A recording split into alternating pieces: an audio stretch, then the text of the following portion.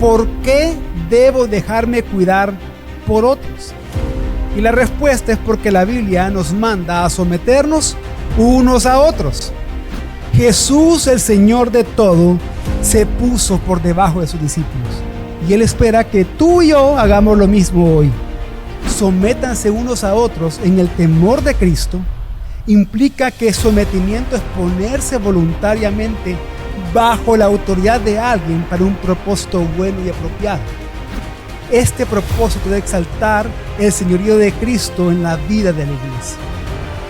¿Cómo poner en práctica este principio para conservar la salud espiritual de la iglesia? Rindiendo cuentas unos a otros. Haciendo por lo menos dos cosas. Primero, exponiendo nuestras luchas, y segundo, confesando nuestros pecados unos a otros. Tú no puedes vivir los beneficios del sometimiento mutuo con amor si primero no te has sometido a Cristo como tu Señor. Por eso, hermanos, con humildad rindamos cuentas unos a otros. Con humildad escuchemos con buena actitud las exhortaciones que nuestros hermanos nos hacen para cuidarnos. Con humildad obedezcamos a la autoridad de nuestra iglesia local. Todo esto lleno del Espíritu Santo, quien nos da el deseo sobrenatural y el poder de someternos a los hermanos en el temor de Cristo. Hermanos, someternos unos a otros con amor es necesario para la salud espiritual de nuestra iglesia.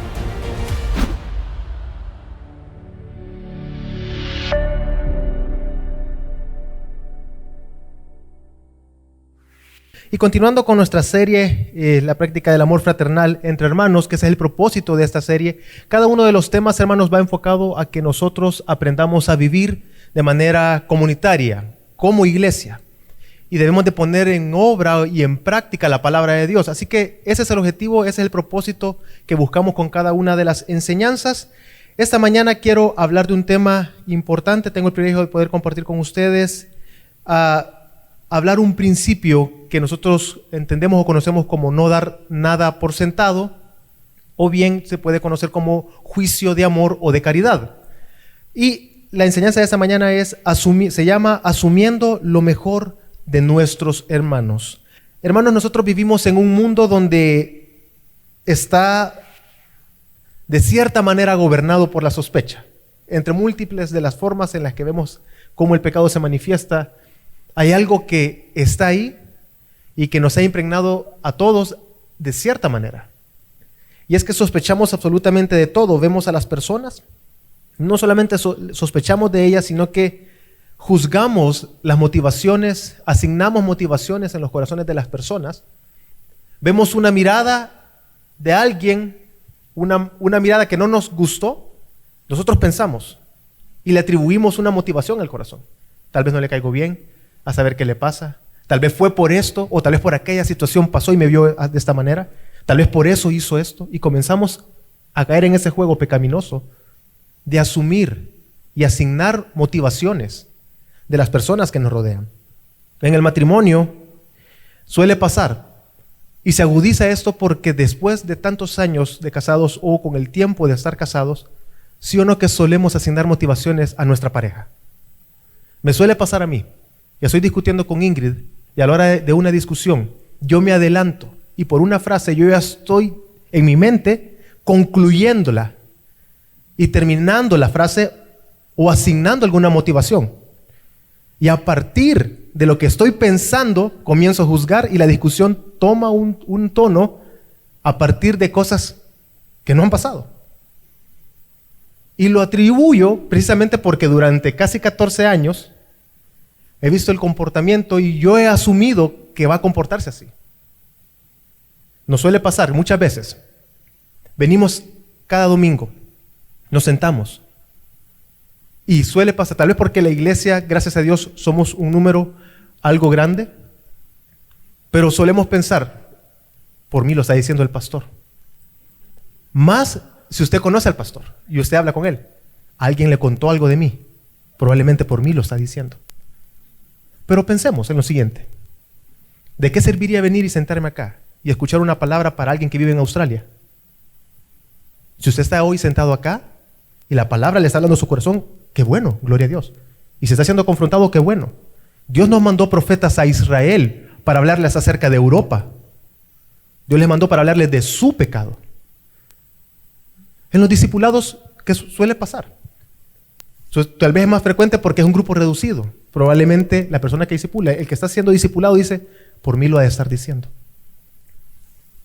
Probablemente me lo está diciendo por esta razón. Y uno comienza a asignar motivaciones al corazón de las otras personas.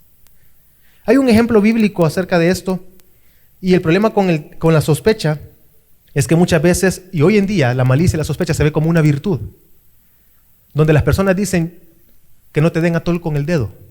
Y no estoy diciendo que vivimos en un mundo y que vivamos ignorantes de la realidad de nuestro mundo pecaminoso.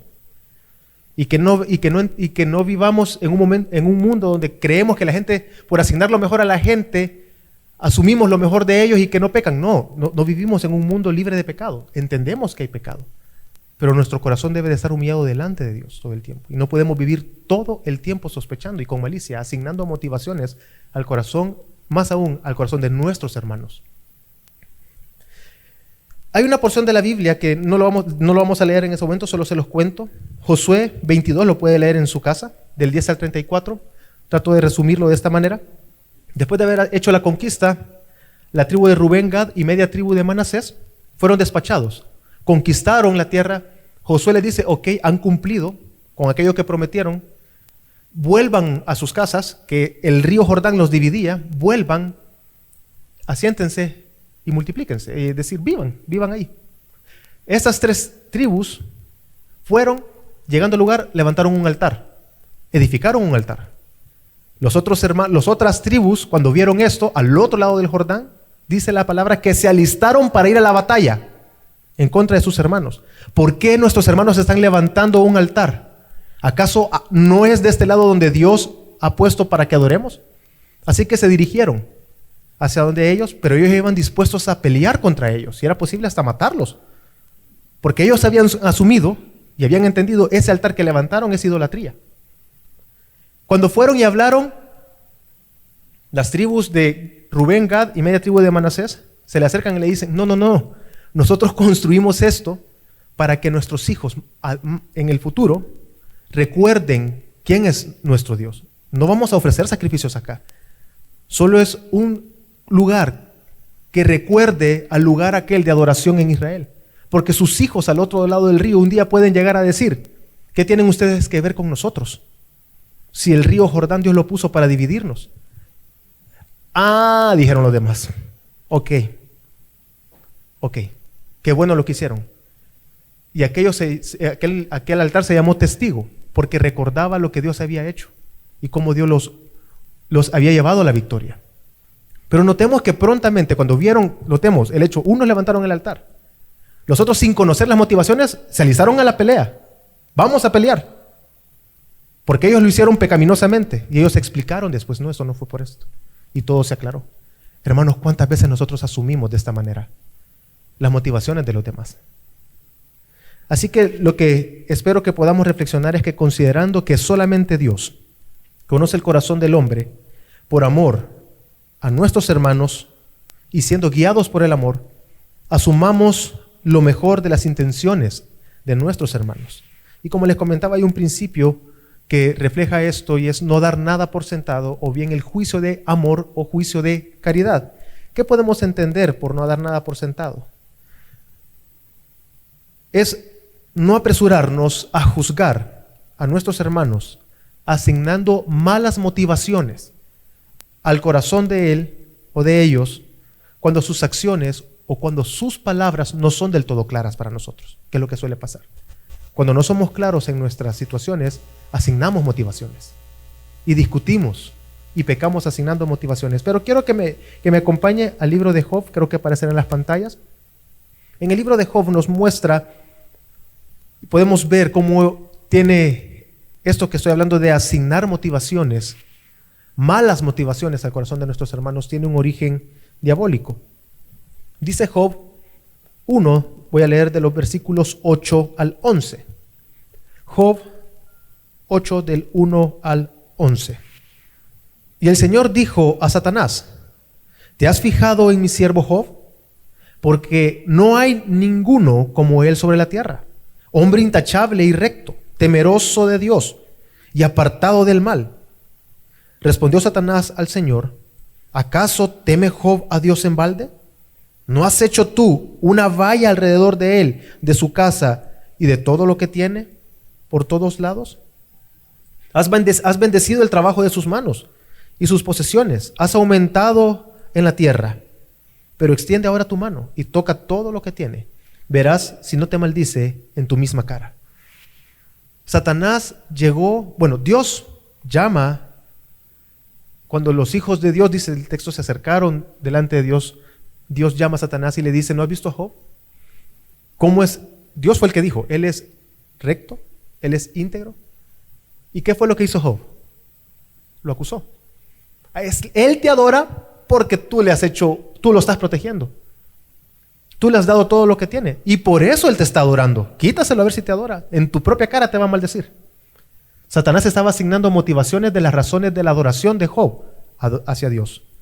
Porque Satanás dijo, tratando de explicar el punto, Job adora, lo que motiva a Job para adorar a Dios son las riquezas, porque Dios se las dio. Pero el texto nos dice, y todo el libro de Job nos hace ver y entender, de que solamente Dios es el único que conoce el corazón. Y él, conociendo el corazón de Job, él entendía y sabía que lo que motivaba a Job no era todo lo que tenía. Porque al final de cuentas, al final de la historia de Job, vemos que Job retuvo su integridad. No quiere decir que no pecó, pero él retuvo esa integridad por medio de confesar su pecado. Entonces vemos en Satanás cómo él constantemente acusa y asigna motivaciones. Y cómo es diabólico también de parte nuestra asignar motivaciones a los corazones de los demás. Cuando no los conocemos, no conocemos los pensamientos de nuestros hermanos, no conocemos el pensamiento del cónyuge, no conocemos el pensamiento de aquellos que nos discipulan, de nuestros pastores. Yo no conozco sus pensamientos.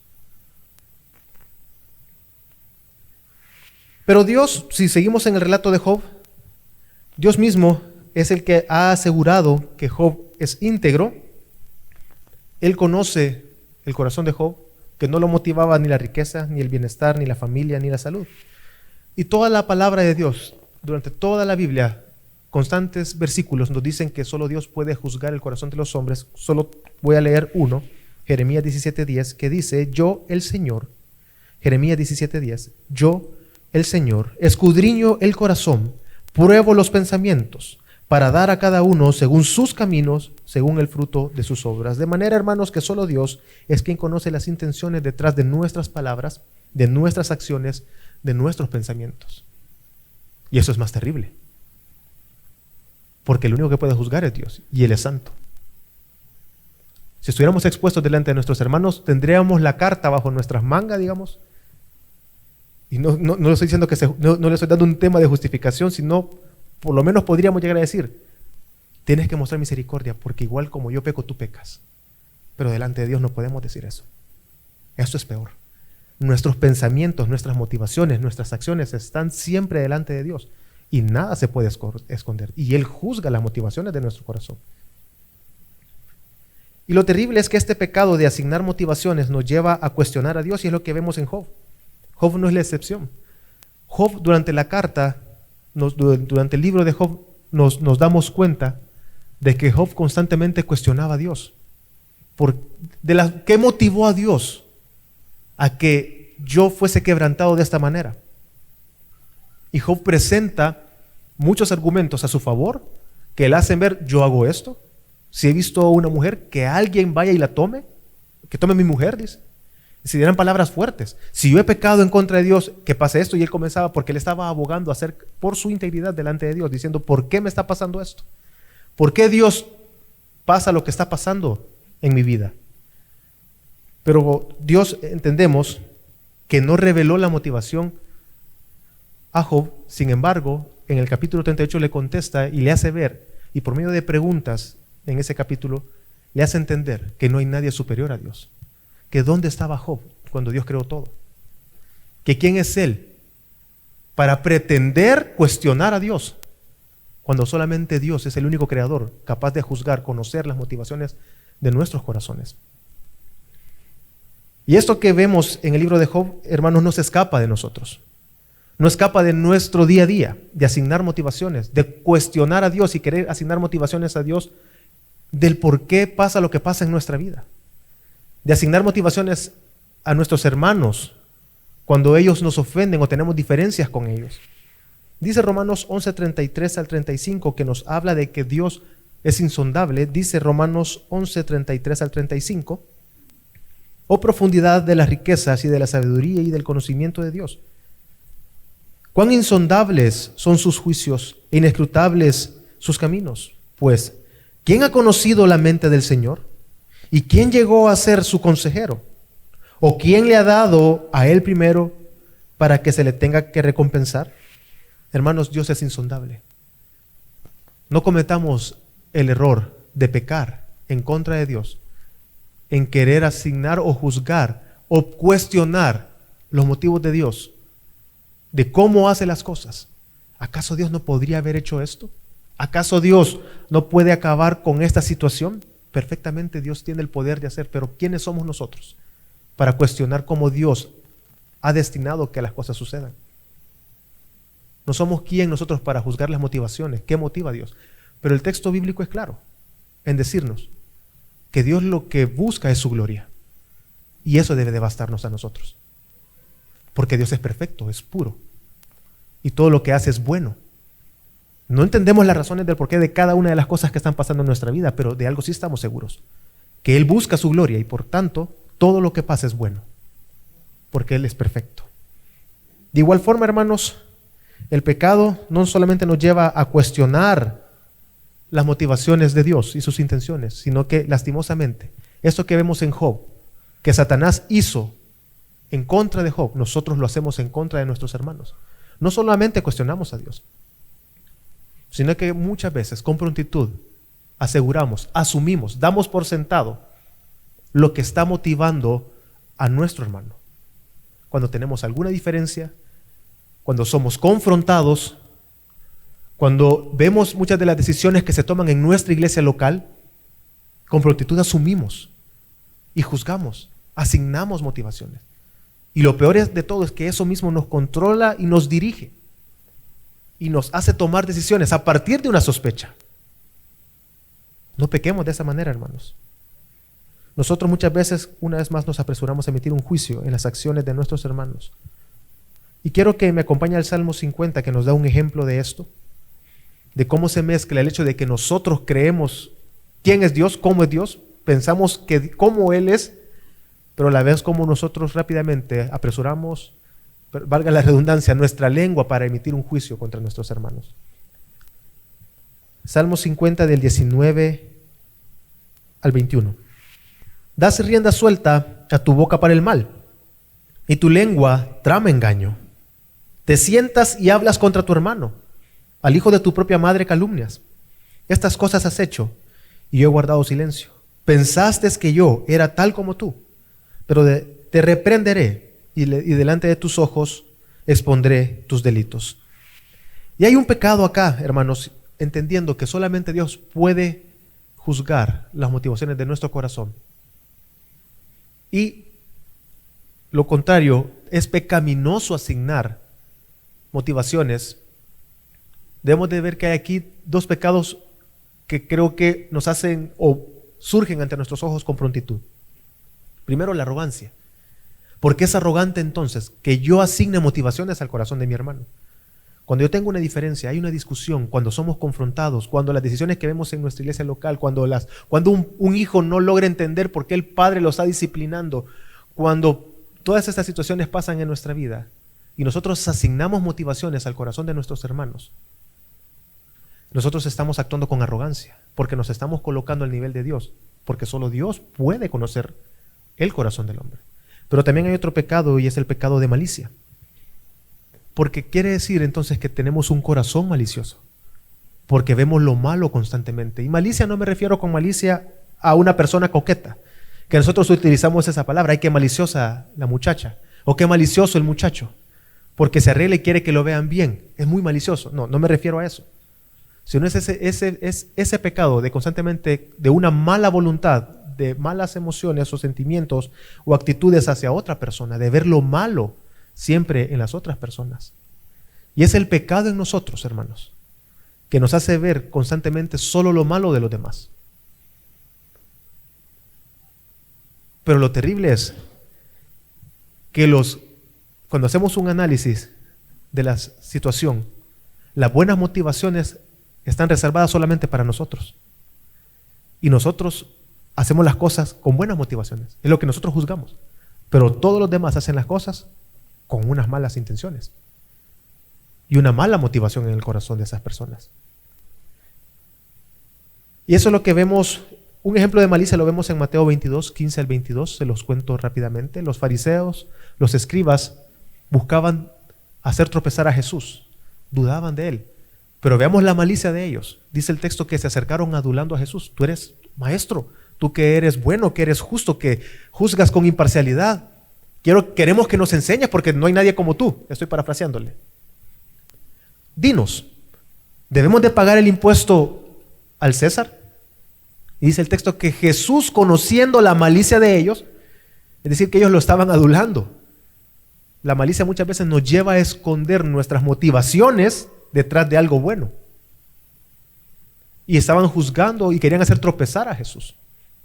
Jesús es aquel texto que dice al César lo que es del César. Tráeme una moneda. ¿Cuál es la cara que hace en la moneda del César? Pues dale al César lo que le corresponde al César. Pero el texto nos hace ver que ellos estaban actuando con malicia. Es esa mala voluntad en el corazón hacia otra persona, de ver todo con maldad, con malicia. Entonces, cuando nosotros nos apresuramos a asignar motivaciones a nuestros hermanos en esas diferencias que tenemos, porque las hay, hermanos, hay entre nosotros diferencias, hay pleitos, incluso entendemos que los pleitos sirven para que salga a luz lo que realmente son de nosotros. Cuando tengamos esas diferencias, usted y yo debemos de guardar nuestro corazón, de no emitir un juicio por mi hermano, de no decir, él lo está diciendo por eso. Él piensa esto y comenzar con nuestra mente a sacar conclusiones, porque es pecaminoso, es arrogante y malicioso.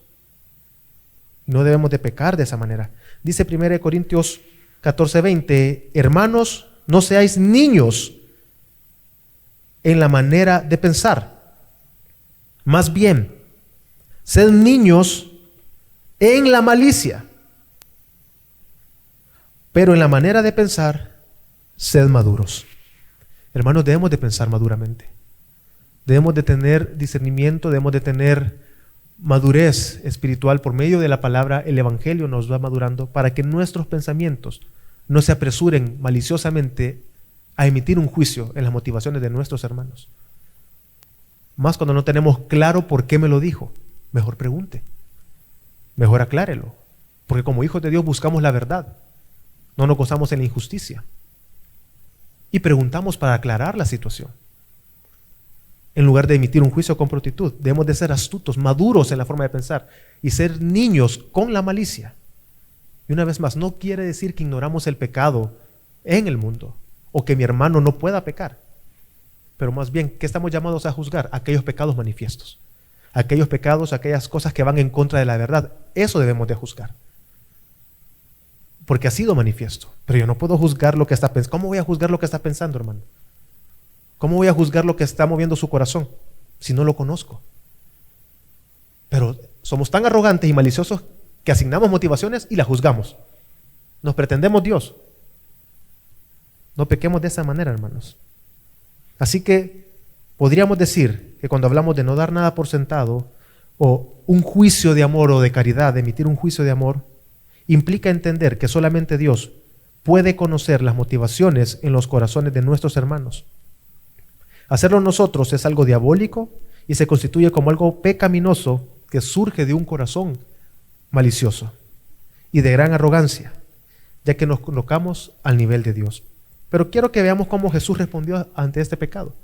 La palabra de Dios nos muestra que Jesús constantemente se enfrentó a personas que maliciosamente lo atacaban. Y un ejemplo lo encontramos en Mateo 9. Mateo 9 nos cuenta que Jesús estaba rodeado de muchas personas y unos amigos se acercaron con un paralítico. Si ustedes se recuerdan, el relato estaba tan saturado el lugar que no podían, tuvieron que entrar por arriba. Dice las Escrituras que Jesús vio a sus amigos y vio la fe de estos y los sanó. Pero entonces, dice el texto, algunos de los maestros de la ley religiosa decían en su interior: es un blasfemo. ¿Acaso se cree que es Dios? Ellos dijeron esta palabra porque Jesús le dijo que sus pecados eran perdonados. Vio la fe. Ellos llegaron para que lo sanara. Y Jesús dijo: tus pecados te son perdonados. Y los maestros de la ley dijeron: es un blasfemo. Tratemos de pensar. Dios mismo había establecido en el Antiguo Testamento, nos relata cuál era el sistema de sacrificios para el perdón de pecados. ¿Y quién era el único que podía perdonar pecados? Entonces la ignorancia y la falta de fe en estos llevaron a emitir un juicio malvado en contra de Jesús. Porque ellos dijeron: ¿cómo es que este perdona pecados? Es un estafador. Porque solo hay una forma, hay un sistema, hay una forma en cómo Dios mismo estableció para el perdón de pecados. Y no estoy justificando a los escribas, los fariseos, a los maestros religiosos de la ley, sino cómo resalta el pecado de ellos de emitir un juicio constantemente por su falta de fe en Jesús. Y dice el texto de Mateo 9, Jesús sabía lo que ellos estaban pensando, así que les preguntó: ¿por qué tienen pensamientos tan malvados en el corazón? ¿Por qué su corazón es tan perverso y emite un juicio constantemente? Así que ellos asumieron lo peor de Jesús y con prontitud emitieron un juicio sin preguntar, sin acercarse, sino sus corazones ya estaban juzgando y emitiendo un juicio. Jesús reprendió a los maestros por su hipocresía. Jesús reprendió este comportamiento malicioso. Él fue severo con este pecado y juzgó el pecado de ellos. Vemos aquí también, hermanos, un claro ejemplo, un contraste entre la fe en Jesús como aquel que puede salvar, pero también vemos acá la malicia en el corazón y ver a Jesús como un simple hombre. Por un lado, los amigos del paralítico asumieron que Jesús era capaz de poderlo sanar, pero Jesús en cambio perdonó los pecados de él. Por otro lado, vemos a los maestros religiosos diciendo: ¿quién es este para poder perdonar pecados? Este es un blasfemo, solo Dios lo puede hacer. ¿Se cree Dios acaso este? Y ver a Jesús como un simple hombre.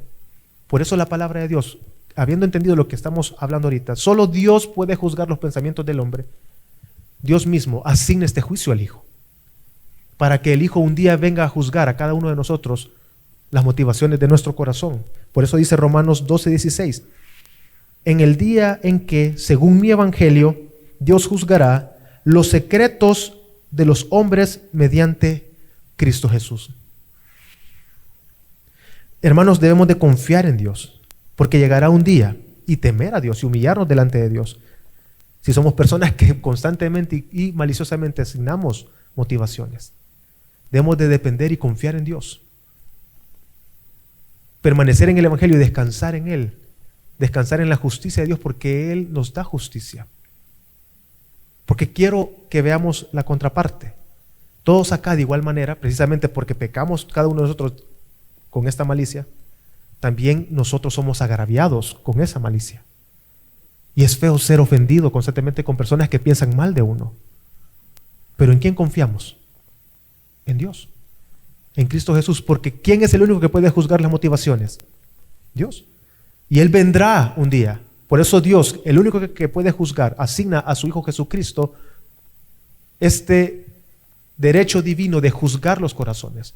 Así que Dios juzgará nuestras motivaciones, pero juzgará también aquellas motivaciones de aquellos que nos ofenden constantemente. Y por eso descansamos en Dios y esperamos en Dios. Hermanos, no es nuestra facultad el juzgar a los demás, ya que nosotros mismos no estamos libres de pecar, sino solamente Dios. Pero aún así, por misericordia y gracia de Dios, por medio de Cristo Jesús, hemos escapado de este juicio, que es para condenación eterna, y hemos alcanzado salvación por medio de la obra de Cristo Jesús en la cruz. Porque dice Romanos 3:22, es decir, la justicia de Dios por medio de la fe en Jesucristo, es decir, la justicia de Dios por medio de la fe en Jesucristo para todos los que creen, porque no hay distinción entre, y sigue hablando entre griego y escita, y comienza a hablar y el texto nos viene hablando de Romanos, de que la justicia de Dios, hermanos, se manifiesta en la cruz por medio de Cristo Jesús. Esa justicia de Dios por medio de la fe en Jesucristo, por el cual nos hace libres de ese juicio eterno, condenatorio, que nos lleva a nosotros a la condenación eterna. Hemos escapado de ese juicio si tenemos la fe en nuestro Señor Jesucristo. Pero ahora bien, si aquí hay alguien que considera y ha juzgado en su corazón que Jesús solamente es un hombre, un simple hombre que tuvo un lugar en la historia y que da por sentado de que Jesús solamente es un hombre, debe de arrepentirse, porque ciertamente este juicio es real. Llegará un día donde Dios juzgará las motivaciones de cada uno de nosotros, nuestros corazones, que Dios juzgará aquello que nos motiva, y nadie se escapará de este juicio. Pero todos aquellos que estamos en Cristo, nuestras mentes van siendo renovadas por medio del Evangelio. Y aunque ya no seremos juzgados para condenación, no quiere decir, hermanos, que no debemos de depender de Dios, de confiar en el Evangelio para tener una mente renovada, humillada delante de Él y que sea guiada por el amor. Para en lugar de emitir un juicio, confiar en Dios, asumir lo mejor de nuestros hermanos, que es lo que debemos de hacer. Aquella persona que tiene una mente renovada y que confía en el Evangelio, ante una diferencia, yo asumo lo mejor de mi hermano. Ante una confrontación, yo asumo lo mejor de mi hermano. Yo asumo que sus motivaciones son correctas y lo que busca es cuidarme a mí. Y lo que quiere es ganarme para Cristo. En lugar de emitir un juicio y decir, no, algo quiere, o algo está pensando, o algo, para saber por qué lo está diciendo, saber qué sabe, a saber qué está pensando. Eso es malicia. Por el contrario, nosotros, ¿qué hacemos ante las diferencias que tenemos unos con otros? Ante la confrontación. Cuando hay una duda en nuestro corazón con relación a un hermano, a nuestros hermanos, lo que hacemos es asignar y asumir lo mejor de mi hermano. Y yo asumo de que lo que busca mi hermano es edificarme. Y que probablemente sus palabras no fueron las más elocuentes, pero no lo juzgo, no lo desprecio, no lo desecho, sino que lo recibo.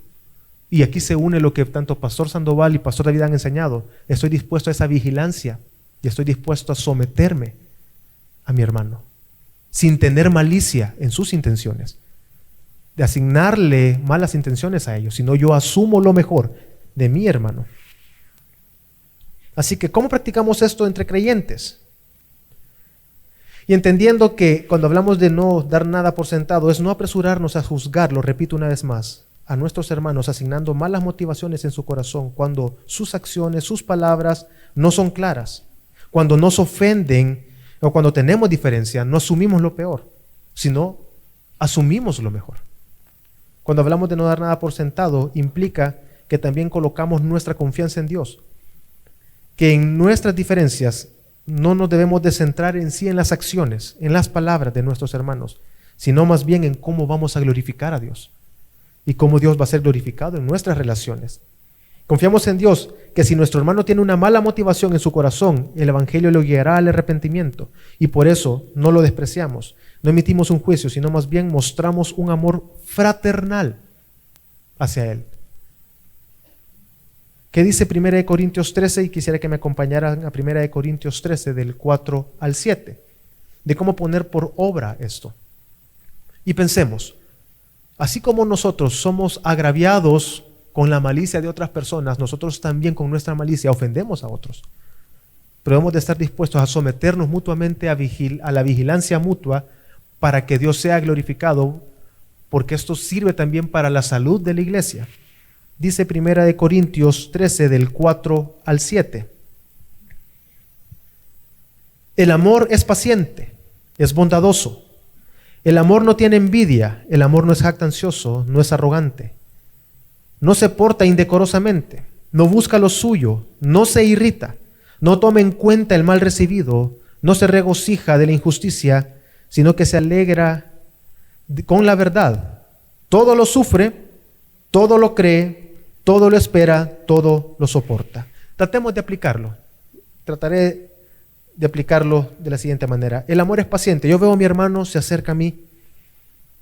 yo voy a ser paciente con mi hermano, debo de ser paciente con él. No voy a apresurarme a asignar una mala motivación, sino que seré bondadoso con mi hermano. Es decir, que tendré buenos pensamientos para con él, con mi hermano, y asumiendo lo mejor de él. El amor no tiene envidia, y yo no voy a tener jactancia tampoco en mi corazón, no voy a ser arrogante en mi corazón, asumiendo el rol que solo le corresponde a Dios, sino que yo voy a ser paciente en Cristo Jesús. No me voy a portar indecorosamente, es decir, yo voy a tratar con honra y recibir con honra y honor a mi hermano. No me voy a centrar en mí mismo porque no busco lo mío, es decir, no busca lo suyo. No me voy a irritar, sino, es más, probablemente sus palabras no fueron las más elocuentes. Y él me ofendió, pero yo no voy a asumir lo peor de él, sino, no voy a tomar en cuenta el mal que me está haciendo. Lo voy a pasar por alto. En el matrimonio somos ofendidos. Voy a pasar por alto, voy a ser paciente, voy a ser bondadoso. Yo no voy a apresurarme a emitir un juicio. Dice el versículo 6, no se regocija en la injusticia, sino que se alegra en la verdad. Es decir, que muchas de las diferencias que hay entre nosotros no dejan las cosas del todo claro. Pero como yo no me gozo en la injusticia, sino en la verdad, me apresuro más bien a preguntarle a mi hermano y aclarar las cosas a mi hermano. ¿Por qué me dijiste lo que me dijiste? ¿Por qué cuando hablaste eso me lo dijiste de esta manera? Quiero saber. En lugar de emitir un juicio, mejor soy paciente, me le acerco con amor, no arrogantemente, sino que me acerco y dejo que el amor guíe mi relación para no emitir un juicio en contra de mi hermano. Y aún así, suponiendo que suele pasar, no es siempre, pero suponiendo, y si somos sinceros, se confirma lo que sospechábamos. Todo lo sufre.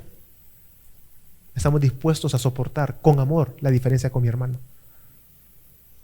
Pero si en dado caso, porque nosotros asumimos lo mejor de nuestro hermano, en dado caso, yo voy a estar dispuesto a soportar, pero también todo lo cree. Mi hermano me dice, no, mi motivación era esta, ok, te creo.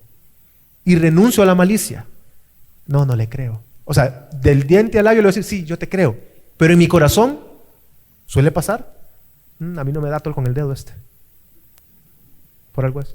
No tengo el discernimiento, pero tengo el don de la sospecha. Entonces, todo lo cree, hermanos. El amor todo lo cree, todo lo espera. Y voy a esperar lo mejor de mi hermano, porque estoy asumiendo lo bueno de él. Y todo lo soporta. Hermanos, debemos de ser pacientes. Debemos de estar llenos del amor de Dios en nuestro corazón. ¿Cómo yo pongo por obra en esto? La primera enseñanza que dio Pastor Javier nos marca la pauta, la base, porque el texto bíblico nos dice, y estamos tratando de ver una serie que nos lleva a la ética cristiana, cómo debemos de practicar y obrar, poner por obra lo que la palabra de Dios nos dice. Y hemos estado aprendiendo una serie de principios que debemos de poner en práctica. Pero para que todo esto tenga una buena motivación y una buena dirección, debemos de estar unánimes en el amor. Debemos de amar. El amor de Cristo habita en nosotros. Es como estar todos amarrados a un lazo y tenemos que ir a una sola dirección. ¿Qué pasa si cada quien comienza a tirar para su lado? Todos amarrados al lazo, no vamos a poder avanzar. Pero si nos ponemos de acuerdo, avanzamos juntos. No asumimos lo peor de nuestros hermanos, asumimos lo mejor de él y estamos dispuestos a soportar. Pero si usted hoy nos visita y está sin Cristo, está destinado a vivir una vida llena de malicia, sospechando siempre de todo, y no hay paz en eso. No hay paz en vivir maliciosamente sospechando de todo, esperando lo peor de todo el mundo. ¿Cómo se relaciona uno así? Si yo espero lo mejor de la persona que está a la par mía, espero lo peor. ¿Cómo vivir así? No se puede vivir así. Y lo peor de todo es que si ves la malicia y la sospecha como una virtud, porque te hace estar adelante de los demás, porque no quieres que nadie te engañe, porque no te gusta ver que te vean la cara de tonto, quiero que entiendas que siempre estás destinado a la condenación eterna. Y por más que se vea la sospecha y la malicia como una virtud, igual, nadie está exento de ser engañado, de ser lastimado, porque no conocemos las motivaciones, las intenciones. Y venir a Cristo y confiar en Cristo Jesús no implica que van a cambiar las motivaciones de las otras personas. Pero indistintamente de las motivaciones de aquellos que nos rodean, pon tu esperanza y confianza y gozo en Cristo Jesús, porque Él sí es fiel, cuyas motivaciones para con sus hijos siempre son buenas. Y en Cristo hay que esperar. Dice Jeremías 29:11, porque yo sé los planes que tengo para vosotros, declara el Señor. Planes de bienestar y no de calamidad, para daros un futuro y una esperanza. Dios tiene buenas intenciones para con sus hijos. Pero si en tu vida estás evaluando a Dios como un simple hombre, a Jesús como un simple hombre, pide arrepentimiento a Dios, que Dios concede ese arrepentimiento, esa salvación. Pero hermanos que estamos acá, ¿cómo es su relación? ¿Cómo son tus relaciones con tus hermanos? ¿Con sospecha o esperas siempre lo mejor de tu hermano? ¿Te disipulas o dices, no me quiero disipular, porque estás dando por sentado que vas a tener conflictos y tú quieres evitar pecar en ofender a tus hermanos? No estás dispuesto a tener una relación con tu hermano. ¿Sospechas todo el tiempo de las intenciones de los que te disipulan? ¿De los pastores? ¿De tus hermanos? ¿De los diáconos? ¿Sospechas constantemente de lo que los motiva a ellos? Cuando eres confrontado por tu discipulador, por el diácono, por el pastor, por alguno de tus hermanos, ¿les asignas las peores motivaciones o recibes con agrado la palabra de tus hermanos? ¿Estás dispuesto a amar, a soportar, a ser paciente, a buscar la verdad? ¿O te encierras, asumes lo peor y diriges tu vida a través de tu sospecha? Qué terrible es eso, hermanos. Qué terrible es conocer personas que ellos mismos, hay dos personas, y yo de verdad que he visto este ejemplo, dos personas discutiendo. Uno está en silencio, pero el otro ha armado todo un castillo a través de sospechas. Tú estás pensando, pensás esto, y como piensa eso, sospecha del otro, y va aumentando el nivel. Y otra, yo no he dicho nada, y ya está concluyendo sin fin de cosas, porque vive bajo la sospecha. Porque la malicia gobierna y guía sus pensamientos, y da rienda suelta a la malicia. ¿Es así tu relación con tus hermanos? ¿O asumes lo mejor de ellos? Por el pecado siempre tendremos, hermanos, diferencias entre nosotros. Pero no ponga su mirada en el problema. No se centre, que su centro no sea las palabras de sus hermanos, sus acciones. Que su centro sea Cristo Jesús. ¿Cómo glorificar a Dios? Tal vez usted está siendo afectado por la malicia de otra persona. Ore a Dios. Insiste en el evangelio con esa persona, confiando en la obra de Dios, en que el evangelio trae a luz los pensamientos del corazón, dice Hebreos, porque la palabra de Dios nos ha sido entregada y la palabra de Dios discierne lo último de nuestros pensamientos. Es más, ame a su hermano que lo está ofendiendo con malicia. Sea paciente, misericordioso, bondadoso, muestre amor. Pero también, hermanos, no dar nada por sentado no quiere decir que minimizamos el pecado de las demás personas o que vivamos ingenuamente al pecado de nuestros hermanos. Debemos de juzgar aquellos pecados manifiestos de nuestros hermanos. Debemos de ser pacientes, creer a nuestros hermanos cuando ellos piden perdón. Cuando nos ofenden a nosotros y pecan contra nosotros, también pecan contra Dios. Deben de arrepentirse primero con Dios en su corazón y bien pedir perdón a su hermano que ha ofendido. Pero aquel que está perdonando, que crea, que confíe, que espere lo mejor de su hermano. Porque nosotros cuando nosotros vivimos asumiendo lo mejor de nuestros hermanos, no ignoramos el pecado de nuestros hermanos. Nuestro corazón emite un juicio de caridad, un juicio de amor, porque precisamente estamos guiados por el amor, y por eso se llama juicio de amor también. Esto requiere, hermanos, que nosotros tengamos un compromiso con la verdad, con el evangelio, con aquello que es verdad según el evangelio, e insistimos en eso entre nosotros. Y como insistimos en la verdad, cuando hay dudas entre nosotros, nos acercamos, no maliciosamente, sino para procurar la unidad, la paz con nuestros hermanos, para aclarar las situaciones. Así que, hermanos, practiquemos este principio de no dar nada por sentado, asumiendo siempre lo mejor de nuestros hermanos, que el amor guíe nuestras relaciones, busquemos glorificar a Dios. Vamos a orar.